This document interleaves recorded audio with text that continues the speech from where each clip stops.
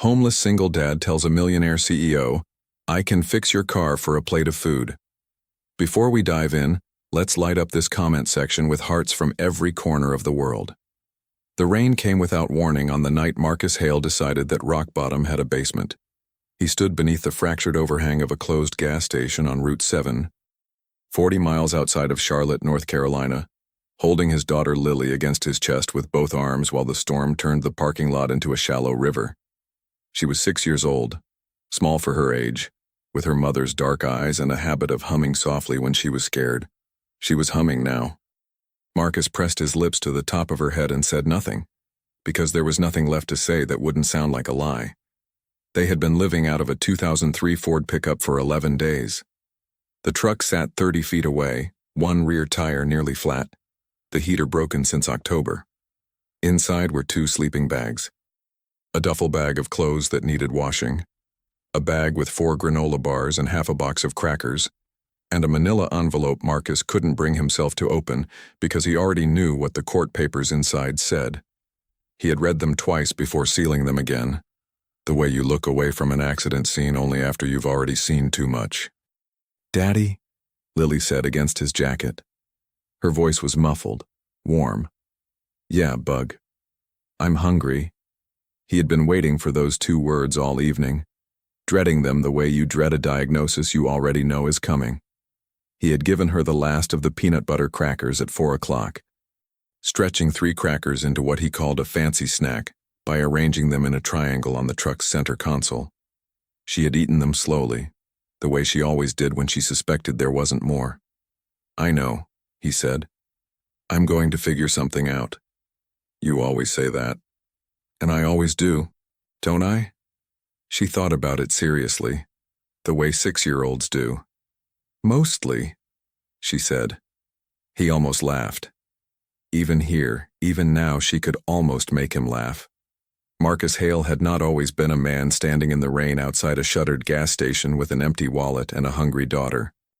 3 years ago, he had been a lead mechanical engineer at Hargrove Dynamics, a mid-sized firm that designed proprietary engine components for commercial vehicles. He had a house in Concord with a porch Lily used to run laps around, a salary that paid the mortgage with room to breathe, and a marriage that was quietly failing in the way that some marriages do, not with screaming or betrayal, but with long silences over dinner and eyes that looked just past each other. When Sandra left, she said it wasn't about another man or a dramatic falling out. She said she had simply stopped recognizing herself in the life they'd built together, and she needed to go find the version of herself that had existed before. She moved to Portland. She called Lily every Sunday. She sent cards on holidays. She was not cruel. She was simply gone. Marcus had kept the house, kept the job, kept going. Then the company was acquired, then the restructuring, then the Friday afternoon email that HR sent at 4:47 p.m., 13 minutes before the weekend, informing him that his position had been eliminated. He tried to fight it. He hired a lawyer with savings he didn't have. He filed complaints. He spent 8 months believing the system would correct itself because he had always believed, in the quiet, stubborn way that certain men do, that doing the right thing eventually produces the right outcome. The court disagreed. The lawyer took his retainer and his savings and left him with paperwork that meant nothing. The truck had seemed like a temporary solution, just until he got back on his feet, just until the interview in Charlotte came through, or the one in Raleigh or the one in Greensboro that the recruiter had called very promising 6 weeks ago, and then never mentioned again. Lily had taken it all with a kind of resilient confusion, the way children absorb catastrophe, not fully understanding it, but trusting that the adult next to them has a plan. He did not have a plan. He had a near-flat tire, 4 granola bars, and her. The headlights appeared at 9:14 p.m. They swept across the wet asphalt from the direction of the highway, slowing as they reached the station's entrance, and for a moment, Marcus thought someone was pulling in to use the lot as a turnaround. But the car, a black Mercedes S-Class, 2022 or 2023 from the lines of it, rolled in unevenly, listing slightly to one side, and came to a stop 20 feet from where he stood. The engine cut. The hazard lights came on, orange and rhythmic in the rain. He watched. The driver's door opened and a woman stepped out into the downpour without an umbrella, wearing a charcoal blazer over a silk blouse that was immediately soaked. She looked at the front driver's side tire. Flat. Marcus could see it from here. Then looked at her phone, then looked around at the empty lot with the particular expression of someone calculating how bad a situation actually is. She was young, 30, maybe 31. Her hair was pulled back tight, dark and precise, and even standing in a parking lot in a rainstorm, she carried herself like someone who was used to being the most important person in any room. She had not yet noticed him. Marcus shifted his weight. Lily felt it and looked up. "Who's that?" she whispered. "Don't know. Her car's broken." "Yeah. Can you fix it?" He looked at the Mercedes. He already knew from the way it sat that it was the front left tire, likely just a blowout, nothing structural. The spare would be in the trunk beneath the floor panel. It was a 15-minute job in the dry, maybe 25 in this rain. "Probably," he said. The woman had walked around to the front of the car now, staring at the tire as though staring might change the situation. She made another call. From the way her expression shifted, jaw tightening, free hand pressing flat against her hip, the call wasn't going well. Marcus stood another moment. He thought about staying put. He thought about the wall that had built up between him and people like her over the past year. People with cars that cost more than he'd ever made in 2 years. People who looked through men like him on street corners. People for whom a flat tire was an inconvenience rather than an unaffordable catastrophe. He thought about his pride, which was one of the few things he had left intact. Then Lily said, "Daddy." She looked sad. He looked down at his daughter. Her chin was resting on his forearm. Her dark eyes watched the woman with simple, uncomplicated concern. He exhaled. "Stay here under the overhang," he said. "Don't move." He walked out into the rain. "Excuse me," he called across the lot. The woman turned fast, her whole body tensing, and he raised both hands immediately, palms out, the universal language of "I am not a threat," which was a thing he had learned over the past year, that men who looked like him needed to communicate quickly when they appeared from the dark. "I'm sorry to startle you," he said. "I can see you've got a flat. I know how to change it. I'm not asking for money." He stopped 6 feet away. "My daughter and I have been sheltering under that overhang. We're just trying to stay dry." He paused. "I could change it, if you'd let me." She looked at him. Her expression was hard to read, alert, assessing, not yet afraid, but not comfortable either. "Why?" she said. It was a fair question. He answered it honestly. "Because my daughter is hungry and I was going to ask if you had anything in the car she could eat." And this seemed like a fair trade. The woman looked past him toward the overhang. Marcus turned slightly. Lily was there, exactly where he'd told her to stay, small and still, her little face illuminated by the orange pulse of the hazard lights. Something in the woman's posture shifted. Not much, but something. "You know how to change a Mercedes tire?" she said. "I know how to change any tire," Marcus said. "But I spent 4 years working on commercial engine systems, so yes. A tire change is not a problem." She looked at him a long moment, rain running down both their faces. "There's a bag of almonds in the center console," she said finally. "And a protein bar." "That works," Marcus said. "The spare's in the trunk. I know where it is." He was already moving toward the rear of the car when she said quietly, almost to herself, "What is happening right now?" He didn't answer. He opened the trunk, found the floor panel, lifted it, and got to work. He had the flat off in 8 minutes.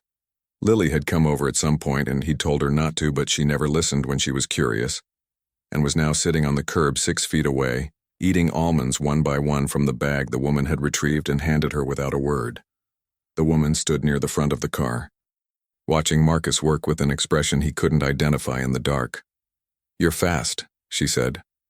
"Muscle memory," he said, torquing the lug nuts in the star pattern. "I used to do this in my sleep." "Used to?" He glanced up briefly. "Things change."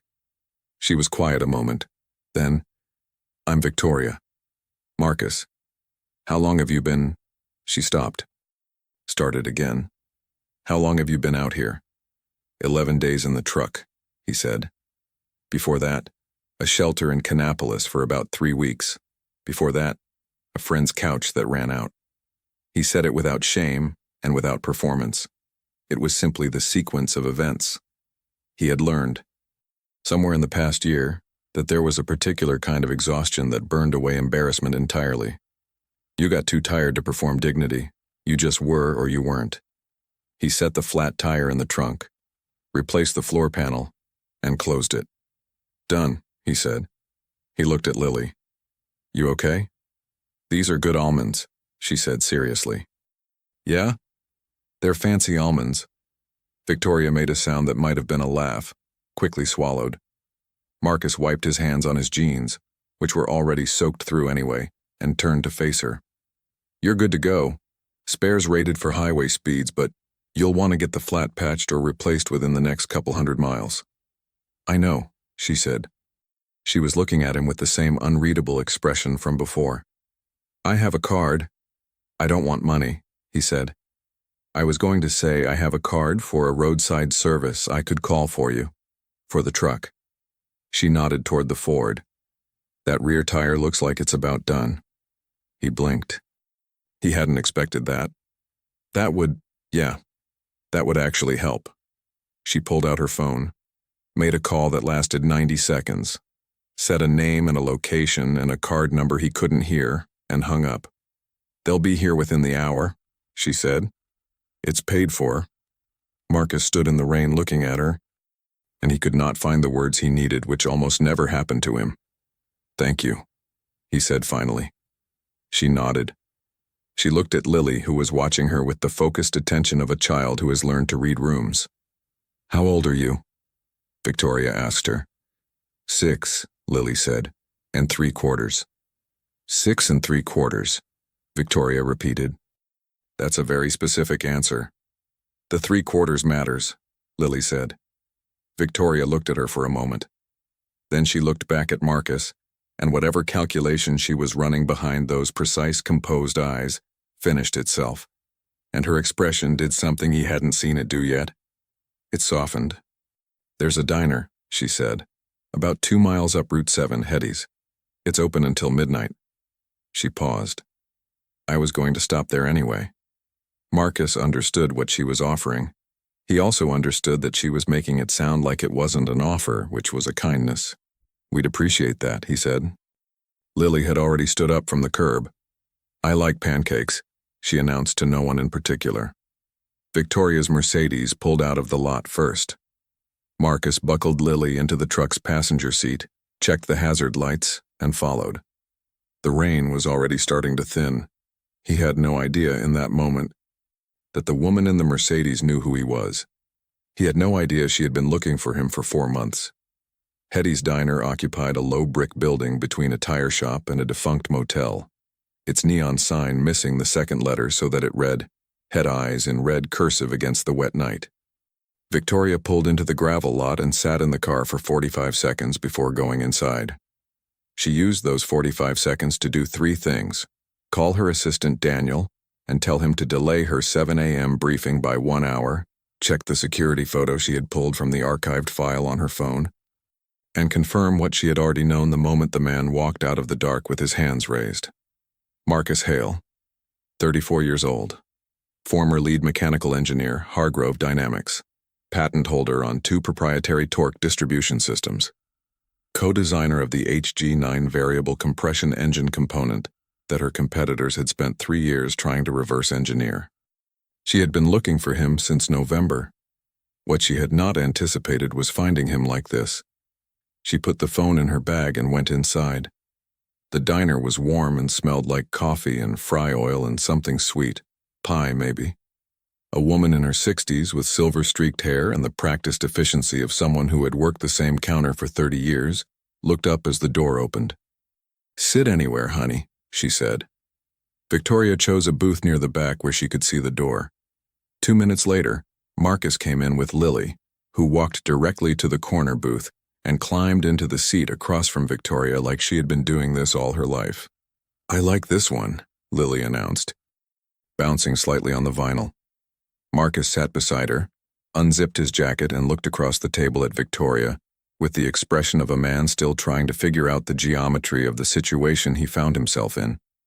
The waitress, a younger woman, ponytail, comfortable shoes, appeared with menus. Lily took hers with both hands and studied it with the gravity of an executive reviewing a quarterly report. "They have chocolate chip pancakes," she said. "I see that," Marcus said. "That's what I want." "Noted." Victoria ordered coffee, black. Marcus ordered the same. Lily ordered the chocolate chip pancakes. Orange juice and asked if the strawberries on the menu picture were real strawberries or just for decoration. The waitress confirmed they were real. Lily looked satisfied. When the waitress left, the table was quiet for a moment in the particular way that two adults are quiet, when there is something to be said that neither has decided how to say yet. "You said you used to work on engine systems," Victoria said. "Yeah." "Where?" He looked at her steadily. "Hargrove Dynamics, based in Concord, up until about 16 months ago." "What happened?" "Acquisition, restructuring." A pause. "Standard story." "What did you work on there?" Something shifted in his eyes. Not suspicion exactly. More like the particular alertness of someone who has answered too many questions from too many people who turned out to have their own reasons for asking. "Why?" he said. It was the same word she had used at him in the parking lot. Fair was fair. "I'm in the industry," she said. "Adjacent to it." He absorbed that. "Torque distribution primarily. Variable compression systems. I was part of the team on the HG9 component. I was actually the primary design architect on it, though my name ended up buried in the documentation after the acquisition." He said it without bitterness. "Just stating facts." "What industry are you in?" "I run a company called Vertex Industrial Technologies. We develop drivetrain components for commercial and fleet vehicles." The coffee arrived. Marcus wrapped both hands around the mug. "I've heard of Vertex," he said. "Most people in the field have. You're the CEO?" "I am." He looked at her. "How old are you?" 31. "That's young." "People tell me that. It's not a criticism." "I know," she said. "I've learned to hear it as information rather than opinion." Lily, who had been following this exchange with the focused attention of someone watching a tennis match, chose this moment to interject. "My daddy is really smart," she said. "He knows how everything works." "Is that right?" Victoria said. "He fixed Mr. Calloway's combine last summer. Mr. Calloway said nobody else could do it." "Lily," Marcus said mildly. "It's true." "I know it's true. You don't have to advertise it." "Why not?" He opened his mouth and then closed it. "Fair point," he said. Victoria watched this exchange with something she hadn't felt in a professional context in a long time, which was genuine interest uncomplicated by agenda. She was almost always interested in people as variables, as assets or obstacles or wildcards on a board she was trying to navigate. The man across from her kept disrupting that frame. He had walked out of the rain with his hands up and his daughter's hunger as his only currency, had changed her tire with the quiet efficiency of someone for whom competence was simply a language he spoke, and was now sitting in a vinyl booth telling his 6-year-old she didn't need to advertise on his behalf. The pancakes arrived.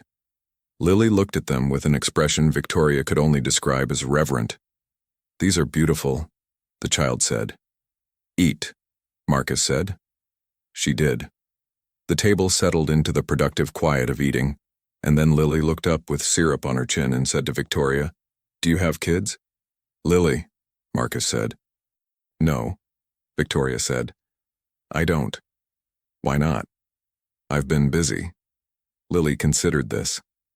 "My daddy says being busy is sometimes a way of not thinking about things that scare you." Marcus put down his coffee mug. "Lily, that was a private conversation." "But it's true, right? That doesn't mean, is it true or not?" He looked at his daughter with the expression of a man trying to be exasperated and failing. "Yes," he said. "It's true. But we don't say private things to strangers." Lily looked at Victoria. "You don't seem like a stranger anymore. We've been talking for a while." Victoria felt something shift in her chest. She couldn't name it. She didn't try. Your daughter has a point, she said to Marcus. He looked across the table at her, and for a moment the careful distance in his eyes, the distance that a year on the road builds into a person, that particular wall between what you were and what you currently are, wavered. She usually does, he said. After the plates were cleared, Victoria looked at Marcus directly and said, I want to ask you something, and I want you to understand that it's a real question, not a setup. He waited. The HG9 component, the variable compression integration. What would you have done differently if the acquisition hadn't happened? If you'd had another 2 years on that project? He was quiet for a moment. Then something changed in his expression. Something opened up that had been sealed. And he leaned forward slightly, elbows on the table, and began to talk. He talked for 22 minutes. About load distribution asymmetry in the original design that he had identified 18 months in, but hadn't been given the latitude to correct. About a recalibration approach using a dual-stage pressure valve he had prototyped on his own time, after hours, that would have improved fuel efficiency by an estimated 11 to 14% across standard fleet operating conditions. He described the mechanism in specific technical language, but also in a way that was clear and structured. Building from foundations the way a good teacher builds, not showing off but actually explaining. The way someone talks when they care about the thing itself, and not about whether they seem smart discussing it. Victoria had an engineering background, not as deep as his. She had come up through materials science and business, not mechanical design, but deep enough. She followed every word. When he stopped, he looked slightly embarrassed, as though he had just surfaced from something and realized where he was. Sorry, he said. You didn't ask for all of that. I asked exactly for that, she said. He looked at her. The dual-stage pressure valve, she said carefully. Did you document it? I have notebooks, in the truck. Detailed documentation? Detailed enough. A pause. Why? She held his gaze. There was a version of this conversation she had run in her head a dozen times over the past 4 months, in offices and conference rooms and on the phone with her head of R&D. In that version, she had been prepared. She had a presentation. She had a careful approach. None of that applied now. There's a position at Vertex, she said. Senior Design Engineering Lead. We've been trying to fill it since August. We've interviewed 26 people. 3 of them were genuinely good. None of them were what we needed. He said nothing. His hands had gone still around the coffee mug. What we need, she continued, is someone who thinks the way you just described thinking. Someone who finds the problem in the design that everyone else accepted as the design. She paused. I came out to Charlotte tonight for a board meeting tomorrow morning. I was supposed to drive straight to the hotel. Instead, I'm sitting in a diner because my tire blew out and a man came out of the rain and changed it in 8 minutes. He looked at her for a long time. I have a 6-year-old daughter and $11 and a truck with a bad tire, he said. I know. I don't have an address. I know that too. You can't hire someone who doesn't have an address. People get addresses, she said. That's a solvable problem. Lily, who had apparently been listening while appearing to study the illustrated placemat, looked up. Does your office have a parking lot? She asked Victoria. Victoria blinked. Yes, a large one. Could a truck park there while the address gets solved? Marcus closed his eyes briefly. Lily. I'm just asking logistics, she said. Victoria looked at this 6-year-old girl with syrup on her chin and her father's practical resolve in her eyes, and felt something she hadn't felt in a professional context in years. The specific vertigo of realizing that the most important thing that has happened to you this week started in a rainy parking lot and is now being negotiated by a first grader. The logistics can be worked out, Victoria said. Marcus opened his eyes. He looked at his daughter. He looked at Victoria. Outside, the rain had stopped entirely, and through the diner window, the wet road reflected the streetlights in long orange lines. I'd need to see what the role actually involves, he said carefully. Of course. And I'm not taking charity. Whatever arrangement this is, it needs to be a real job with real terms. Those are exactly the terms I'd offer. And I need to know. He stopped. His jaw worked for a moment. I need to know why you were looking for me. Because you said you're in the industry and you've heard of Vertex. And I believe that. But I need to know why you knew what I worked on at Hargrove before I told you tonight. The diner hummed around them. A couple at the counter laughed at something. The older waitress refilled coffee 2 tables over. Victoria set both hands flat on the table. Because I've had your file for 4 months, she said. Because my head of R&D flagged your name after we acquired the technical audit of the HG9 project documentation. Because your name was buried in footnotes on work that your former employer has been selling as their own. She paused. And because what you designed, Marcus, the parts they buried, was the best mechanical engineering I've seen in 7 years in this industry. The silence that followed was the kind that fills up fast. Lily looked at her father. Her father looked at Victoria. And outside, a service truck from the roadside company turned into the diner lot, headlights swinging across the window, come to fix the tire on a Ford pickup that had carried everything he had left in the world. He hadn't expected any of this. And yet somehow sitting here under the fluorescent lights with syrup on his daughter's chin and a stranger's honesty on the table between them, Marcus Hale felt something he had not felt in over a year. He felt like the ground might, possibly, still hold. The morning came gray and cold, and Victoria Chen woke at 5:47 a.m. In her room at the Marriott on Tryon Street, sat up immediately the way she always did. She had not lounged in bed since college, and stared at the wall for 41 seconds before reaching for her phone. 3 unread messages from Daniel. A calendar reminder for the 7 a.m. board pre-brief she had pushed to 8. An email from her CFO with the subject line, Q1 projections. Need your eyes before the meeting. She read none of them. Instead, she opened the photo of Marcus Hale's personnel file that her head of R&D, a compact and meticulous woman named Dr. Priya Okafor, had sent her back in November. It was a professional headshot, the kind companies take on your first week.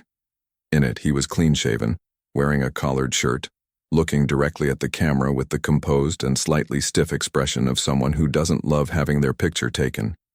He looked like exactly what the file said he was, a competent, serious engineer in the early middle of what should have been a steady and distinguished career. He did not look like a man who would be standing in a parking lot in the rain 11 months later. She thought about last night. About the way he had talked about the dual-stage pressure valve, not to impress her. Not performing for a potential employer, but because she had asked a real question and he was incapable of giving anything other than a real answer. She had interviewed enough engineers to know the difference between someone who understood a system and someone who had lived inside it, who had turned the problem over in their hands so many times that they knew which part would fail before it failed. Marcus Hale had lived inside that problem. She also thought about Lily. She got up, showered, dressed in the charcoal suit she had packed specifically for the board meeting, and stood at the window looking out at uptown Charlotte for a moment before she called Daniel. "Good morning," he said, slightly wary, the way assistants sound when their boss calls before 6. "I need you to do something before the pre-brief." "Of course. Find me the name of the best corporate housing service in Charlotte. Extended stay, short-term, flexible, and get me the contact for whoever manages our technical staff relocation accounts." A pause. "Can I ask what this is for?" "New hire," she said. "Possibly. I'll confirm today." "Okay. One other thing. You had a missed call late last night from Hargrove's legal team. They didn't leave a message, but they called the company line." Victoria went still. "What time?" 11:22 p.m. She calculated. She had been at the diner until nearly 11. She had mentioned Marcus Hale's name to no one. The file on her phone was in a secure folder. The search she had done 4 months ago was internal, logged only within Vertex's HR system. There was no logical reason for Hargrove's legal team to be calling her company line at 11:22 at night, unless someone, somewhere already knew that the conversation in that diner had happened, unless someone was watching. "Okay," she said, keeping her voice level. "Log it and send me the number. Don't respond." "Done. Anything else?" "That's all for now." She hung up, stood at the window another moment. The gray morning pressed flat against the glass. Hargrove's legal team at 11:22 p.m. She filed it carefully in the back of her mind. There would be time to examine what it meant. Right now she had a board meeting in 2 hours, and a man in a diner she needed to see before it started. She found Marcus and Lily at the same booth at 7:15 a.m. She had not planned to go back. She had told herself she would handle everything through proper channels. Contact Marcus through formal outreach, schedule an interview, proceed methodically the way she proceeded with everything. But she had driven past Hetty's on her way to the hotel parking garage and seen the Ford pickup still in the lot. And without fully deciding to, she had turned in. He was in the same booth drinking coffee, Lily asleep against his arm with her jacket folded under her head as a pillow. The morning crew was just getting started. The diner smelled like bacon and fresh coffee. He looked up when she came in, his expression carefully neutral. She sat across from him and kept her voice low so as not to wake Lily. "I want to be direct with you," she said. "I'd prefer that. I'm going to a board meeting in 2 hours, the Vertex board. We're presenting the Q1 roadmap, which includes the delayed launch of our Meridian line, a fleet drivetrain system that's been in development for 14 months and keeps running into efficiency ceiling problems that my current engineering team has not been able to solve." He watched her. "The problem," she continued, "is almost certainly in the torque load distribution architecture. My head of R&D has said so 3 times. I've had 2 external consultants review it. Neither of them identified the specific structural issue." She paused. "I think you could."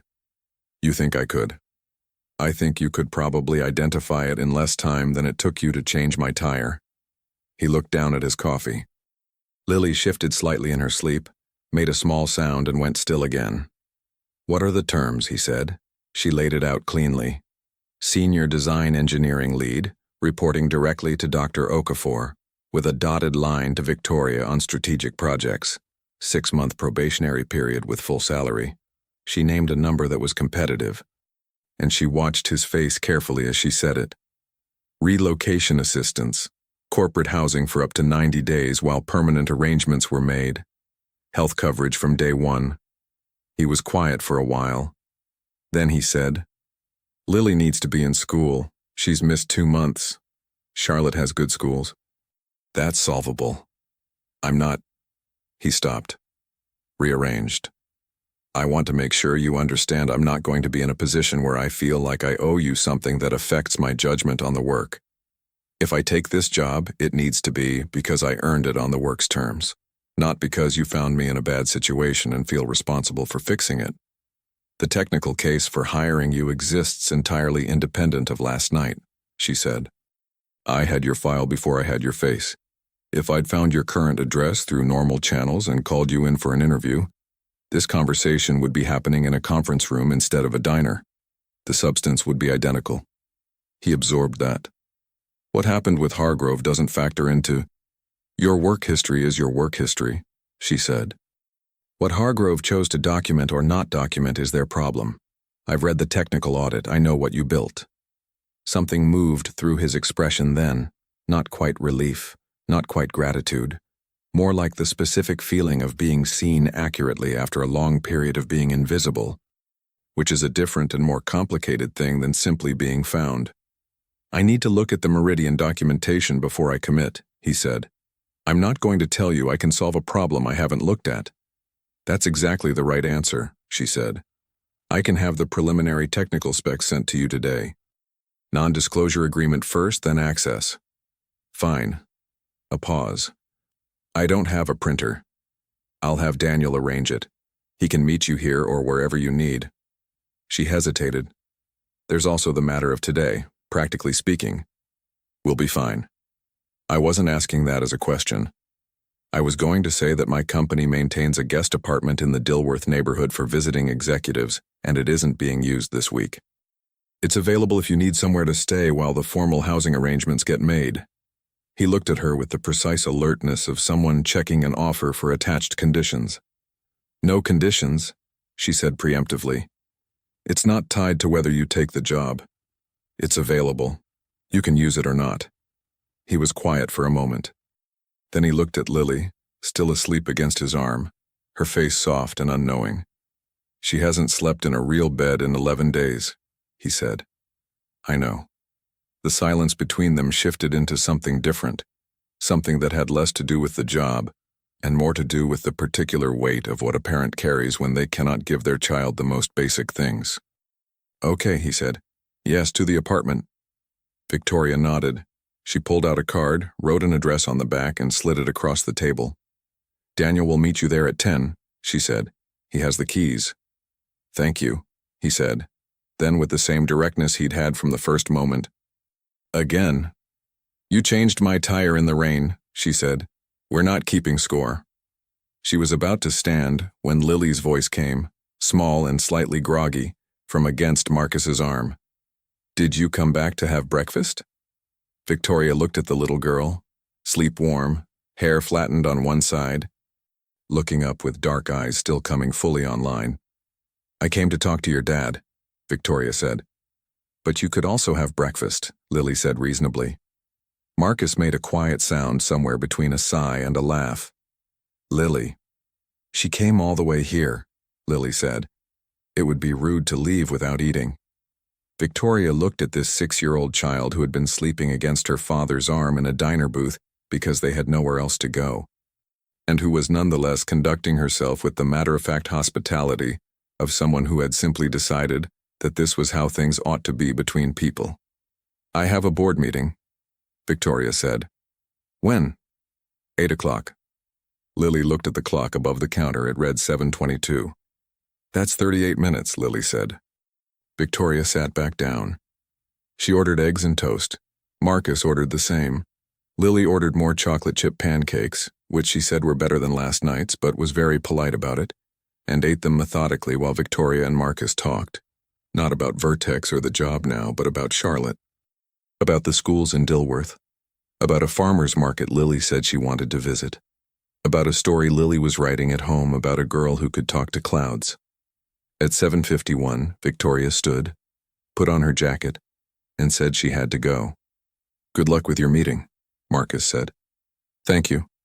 She looked at Lily. Nice to meet you, 6 3/4. You too, Lily said. I think you're going to be our friend. Victoria opened her mouth and then closed it. She walked to the counter and paid for all 3 breakfasts over the waitress's shoulder before Marcus could object, then went out into the cold morning air.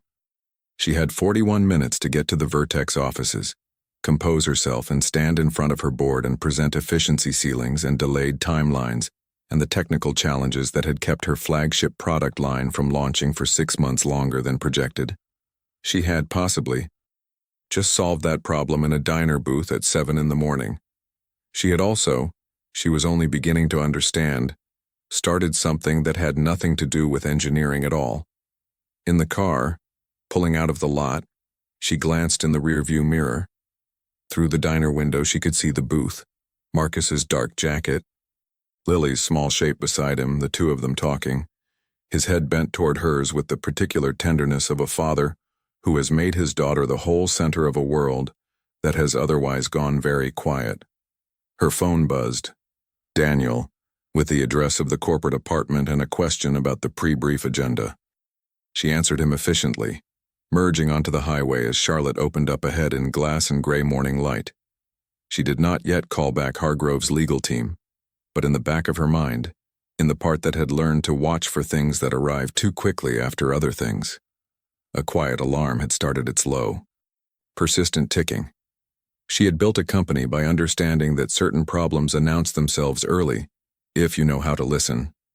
And she had learned, slowly, at some cost, that the people most worth protecting were always the ones that powerful institutions most wanted to keep invisible. She pressed the accelerator. The city rose to meet her. What was already moving toward them? She did not yet fully know, but she would.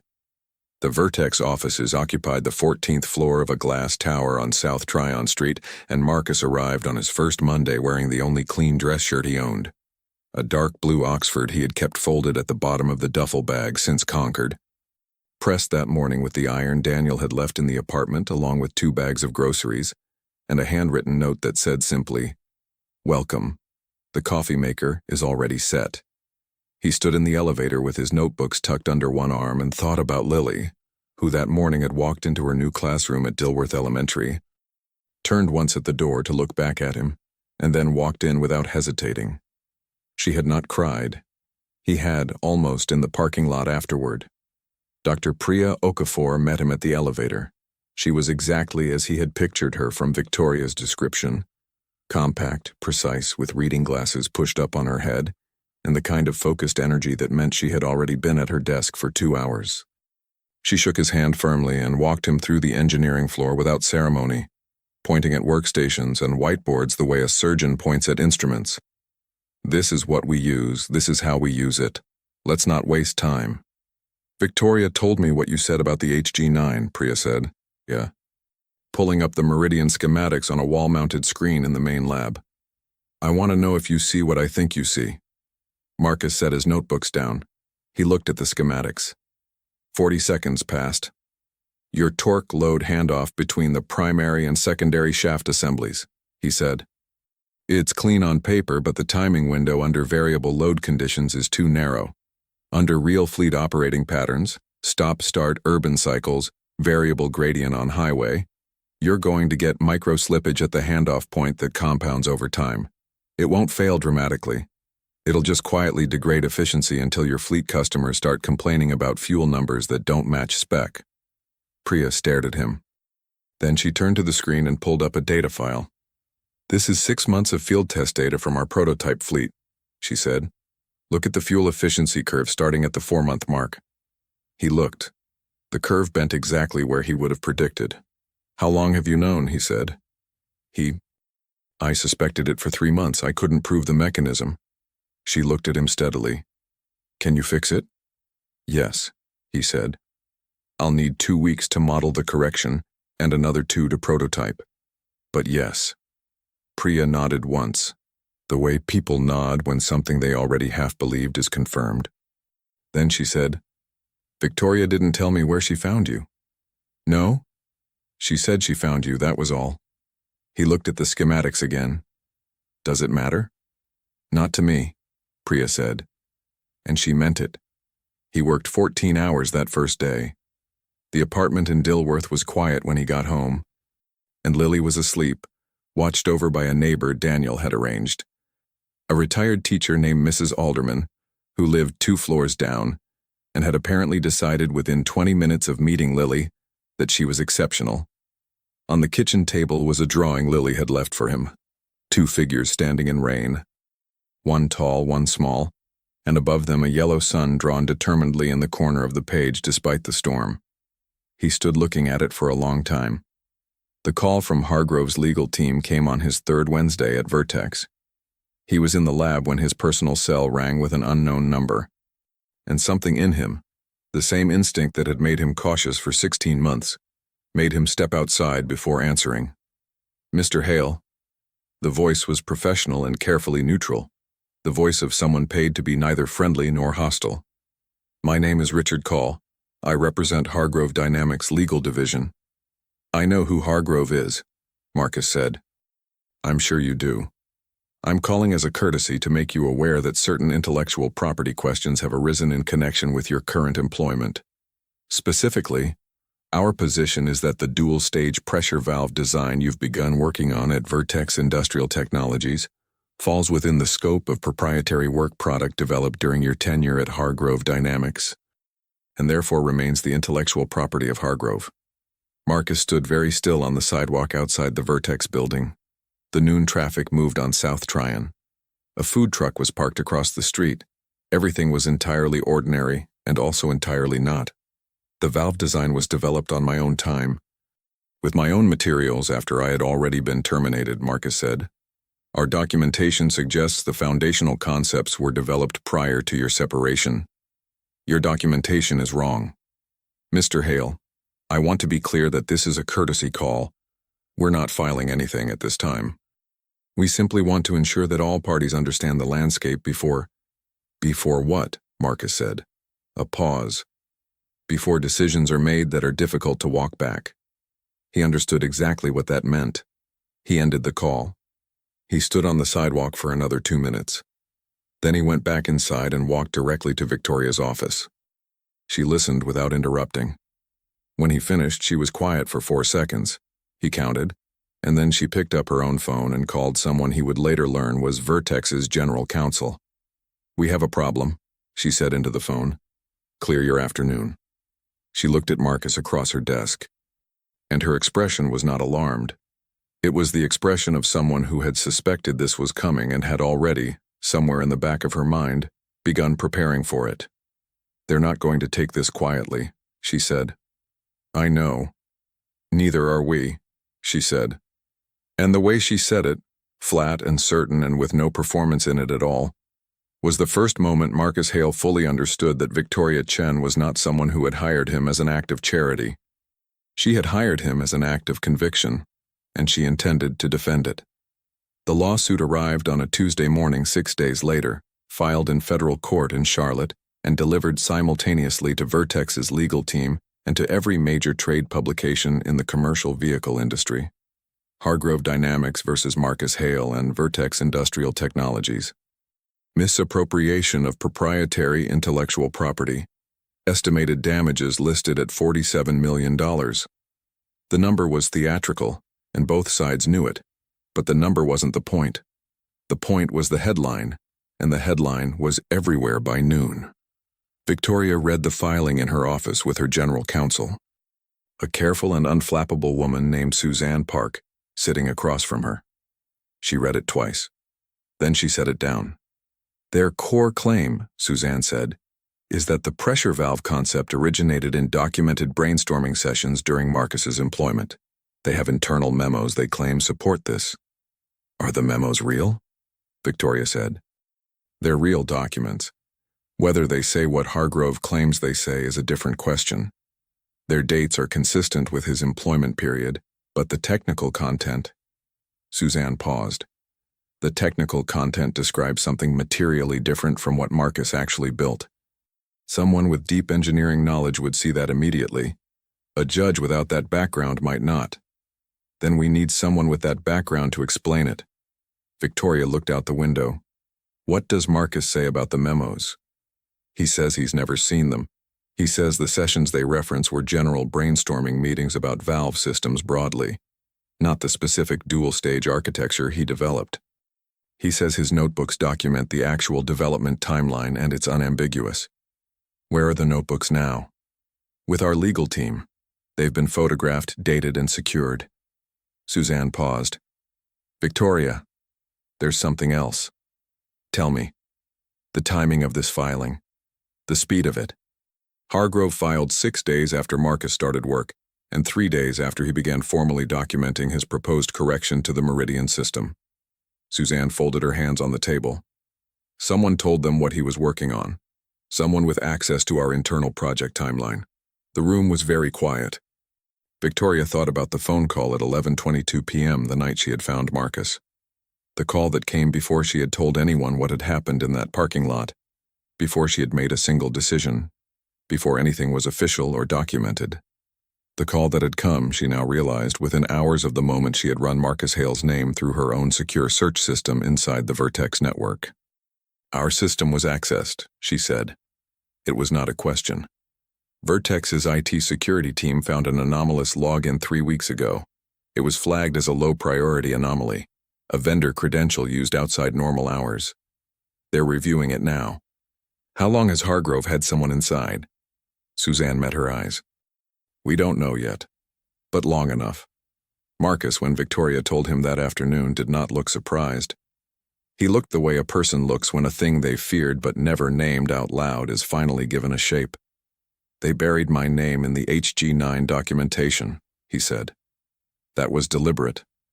They knew what they were taking, and they knew that if I ever ended up somewhere with the resources to fight back.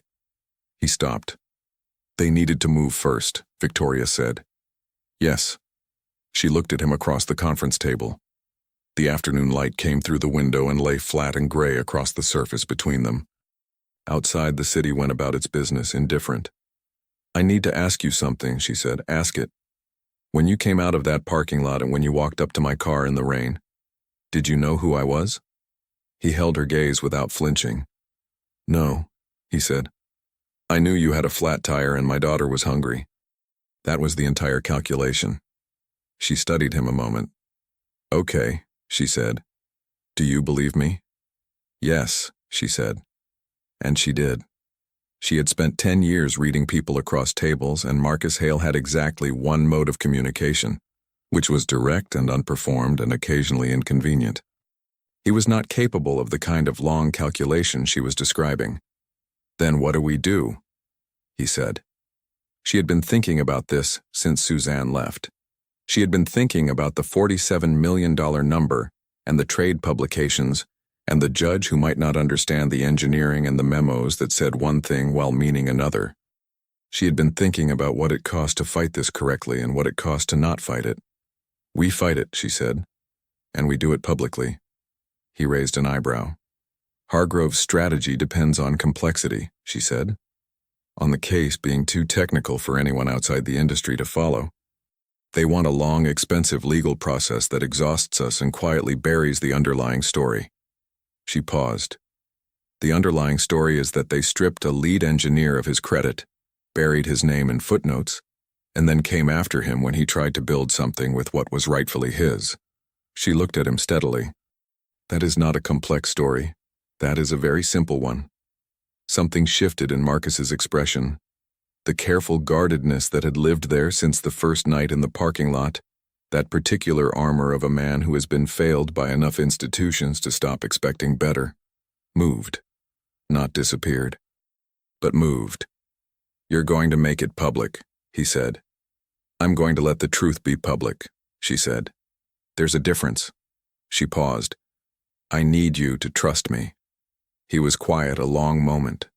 Outside, the gray afternoon light was thinning toward evening, and somewhere across the city Lily was in her second week at Dilworth Elementary, drawing clouds in her notebook and learning the names of new classmates and sleeping in a real bed for the 14th night in a row. Okay, Marcus said. I trust you. Neither of them knew, yet, what the next 72 hours would uncover. A revelation so fundamental it would not just change the outcome of the lawsuit, but rewrite everything both of them thought they understood about how they had ended up in the same parking lot on a rainy night on Route 7.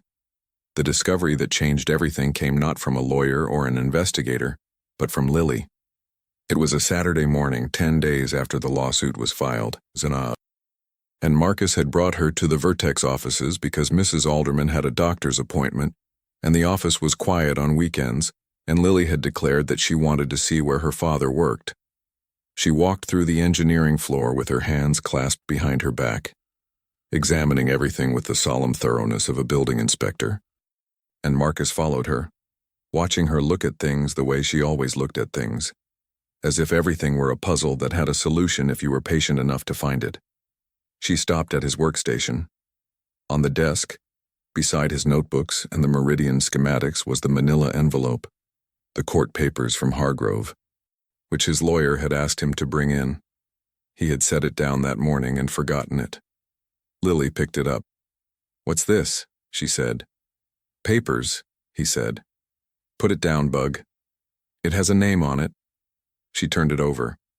On the back, in faded pencil, barely visible, was a name Marcus had never noticed in the months he had carried this envelope. He had sealed it. He had never looked at the back. The name was Robert Call.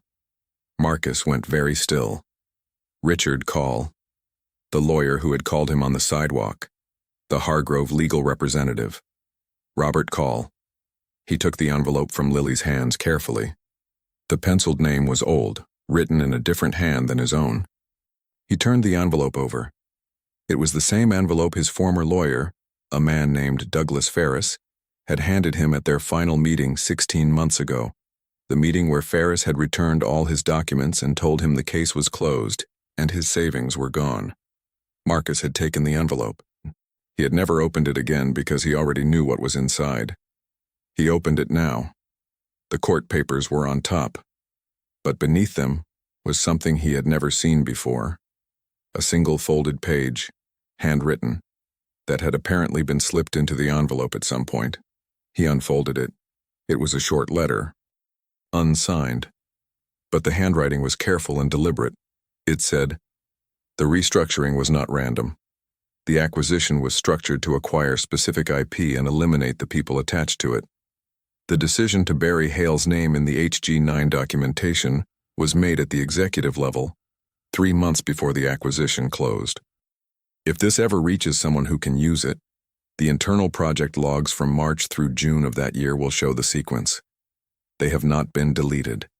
They were archived under the vendor compliance folder, not the engineering folder, specifically to make them hard to find. Marcus read it twice. His hands were completely steady, which surprised him. He called Victoria. She arrived at the office in 34 minutes. She read the letter standing at his workstation, and then she read it again, and then she looked up at him with an expression he had not seen on her face before. Not the composed calculation of the woman in the parking lot, or the careful strategy of the boardroom, but something rawer and more fundamental. "Someone inside Hargrove tried to warn you," she said. 16 months ago, he said. "Slipped it into my documents when my lawyer was returning them. I never saw it because I never opened the envelope again." "Robert Call," she said. "Richard Call is their outside counsel. Robert could be a relation, could be a coincidence." He paused. "I don't think it's a coincidence." Victoria called Suzanne Park. Suzanne called her investigator. By Sunday evening they had a name. Robert Call was Richard Call's father, a former Hargrove mid-level compliance officer who had been quietly retired 18 months ago, 2 months after the acquisition closed, and had died of a heart attack 8 months later. Alone and unremarked in a care facility in Greensboro, he had written a letter that he had no way of knowing would never be read, and had found the only way he could think of to get it to the one person it might help. His own son, apparently, had taken his father's job on the other side of that story. Suzanne filed a motion for expedited discovery the next morning, specifically targeting the Hargrove vendor compliance archive from the relevant quarter. The motion cited the letter and its specific archival reference. Hargrove's legal team had 48 hours to respond. They did not respond. Instead, on the second morning, Hargrove's board issued a statement withdrawing the lawsuit, citing, in language so careful it had clearly been written in a state of quiet panic, an internal review of the relevant documentation. The statement was 4 sentences long and answered nothing. Suzanne called Victoria with the news at 8:17 a.m. Victoria walked down the hall to the engineering lab, where Marcus was already at his workstation with his notebooks open, working on the meridian correction as if the last 2 weeks had been a weather system that had passed through and moved on. "It's over," she said. He looked up. "The lawsuit?" "Withdrawn this morning." He was quiet for a moment. He set down his pencil. "That's not the end of it," he said. "No," she said. "We're going to pursue the original IP misappropriation. Suzanne says the vendor archive, if it says what the letter suggests, opens up a different and much more significant case." She paused. "But yes, for now, it's over." He nodded. He looked out the window for a moment at the Charlotte skyline, gray-blue in the early morning. Then he said, "A man I never met slipped a letter into an envelope so that someday, somehow, it might reach someone who could use it.